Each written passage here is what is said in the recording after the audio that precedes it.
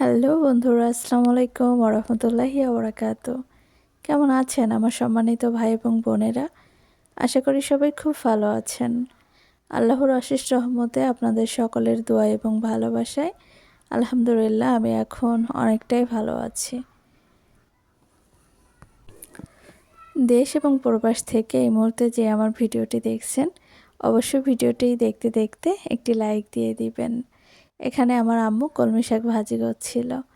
দেশে এসেছি, এখন তো শীতকাল, তো আলহামদুলিল্লাহ সব ধরনের সবজি খাওয়া হচ্ছে। আর সবথেকে বড় কথা হচ্ছে আমার যে ফোনে আমি ভিডিও করি বা ভিডিও আপলোড করি সেই ফোনটা বন্ধ হয়ে গেছে। শুনছি যারা প্রবাস থেকে আসবে মোবাইলের কী যেন করতে হবে, নাইলে নাকি ফোন বন্ধ হয়ে যাবে। তো আমার ওই ফোনটা বর্তমানে অফ হয়ে গেছে। এটা আরেকটা ফোন, তো জানি না এখানে ভিডিও ঠিক কেমন হবে। তো আপনারা সবাই একটু অ্যাডজাস্ট করে নেবেন, যেহেতু ওই ফোনটা এখন বর্তমানে অফ আছে। এখানে ডাল রান্না করবে আম্মু, তো ডালটা বসায় দিছিল, সিদ্ধ করে নিচ্ছে। ডালটা পাতলা ডাল হবে, আমি জানি না কে কোন ভাষা বলেন, তো আমাদের পাতলা ডাল হবে আজকে। আর কলমি শাক ভাজি আর আলু ভর্তা। দেখতে থাকুন আমার আম্মু কিভাবে রান্না করে। গ্রাম মানেই অন্যরকম রান্নাবান্না, কাঠের চুলোয়, এই খাবারের মজাই আলাদা। এইসব খাবারের সাথে কোনো খাবার আসলে মানে স্বাদ বলা যাবে না। বিশেষ করে মায়ের হাতের রান্না, এর স্বাদ তো অতুলনীয়। তো এখানে সুন্দর করে ডালটা সিদ্ধ করে নিচ্ছে। আর আমার ছোটো বোন ডালটা একটু ঘুটে নিচ্ছে আর কি, জানি না কে কোন ভাষা ইউজ করেন। এটা ডাল ঘুটনা দিয়ে একটু ঘুটে দিচ্ছে, কারণ যেহেতু ডালটা পাতলা ডাল হবে তার জন্য।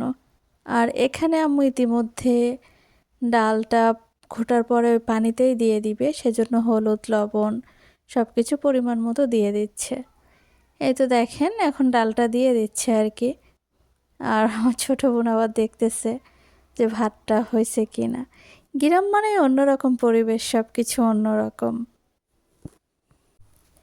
একটু খারাপ লাগে কাজ করতেছে, ফোনটা বন্ধ হয়ে আছে।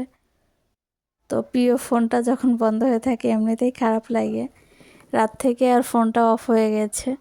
তো ফোন যেখান থেকে কিনছি বলছে যে সেগুলোর কাগজপত্র লাগবে, তারপরে 2600 না কত টাকা লাগবে ওসব ঠিক করার জন্য। এরপরেও ঠিক হবে কি না ঠিক নাই, এইসব অবস্থা আর কি। তো এখানে আম্মু পিঠা বানাইছিল কালকে, সেই পিঠা ছিল। আসলে যারা এখন বাংলাদেশে আসবেন তারা অবশ্যই মোবাইলগুলো আগে থেকে ঠিক করে আনবেন, নাহলে আমার মতো সমস্যায় পড়তে পারেন। এখানে আমার বড় পুরো কলা দিয়ে গেছে, ওদের গাছে কলা ছিল অনেকগুলো, তো দিয়ে গেছে। তো আমি গোসল করে আসলাম, এসে ফ্রেশ হয়ে এই তো আমার ছোটো বোন পেঁপে পেহেরা এগুলো কাটছে খাওয়ার জন্য। আসলে দেশে থাকলে সব কিছুই খাওয়া যায়, আর প্রবাসে থাকলে খাওয়া যায় না, এই আর কি। দেশের মাটি, নিজের পরিবার, সব কিছু অন্যরকম। কিন্তু ওই যে টাকার জন্য পুরো ফ্যামিলিকে ছেড়ে দূর প্রবাসে থাকতে হয়। টাকা ছাড়া আসলে তো দুনিয়া চলবে না। আর টাকা না থাকলে জীবনেরও ওইভাবে কোনো মূল্য নেই। জীবনের শেষ নিঃশ্বাস অবধি টাকার প্রয়োজন। যেমন আমি প্রবাস থেকে আসছি, আসার সাথে সাথে অলরেডি আমার 2 দিন ডক্টরের কাছে গেছি, আমার 7 থেকে 8 হাজার টাকা চলে গেছে 2 দিনে। তো এখানে টাকার কোনো মূল্য নাই আর কি। টাকা আপনি ক্যাশ টাকা খরচ করবেন প্রবাস থেকে আনার পরে, সে টাকা কতদিন থাকবে আর বসে বসে কত খাওয়া যায়। তো আসলে আমার কাছে সব থেকে মনে হয় যে লাইফে কিছু একটা করা উচিত, যাতে আপনার কারো কাছে হাত পাতা না লাগে, নিজের টাকায় আপনি নিজে সব কিছু করতে পারেন। তো আলহামদুলিল্লাহ আমি আমার টাকা দিয়ে সব কিছু করতে পারি, যেহেতু আমার আব্বু নাই, আমাকে কে দিবে। আর দেওয়ার মতো ওইভাবে তেমন কেউ নাই। সবাই সবার মতো সবার সংসার আছে। তো এখানে রান্না করছিল। আসলে কথা হচ্ছে যে মাটির চুলো রান্নার স্বাদই হচ্ছে অন্যরকম।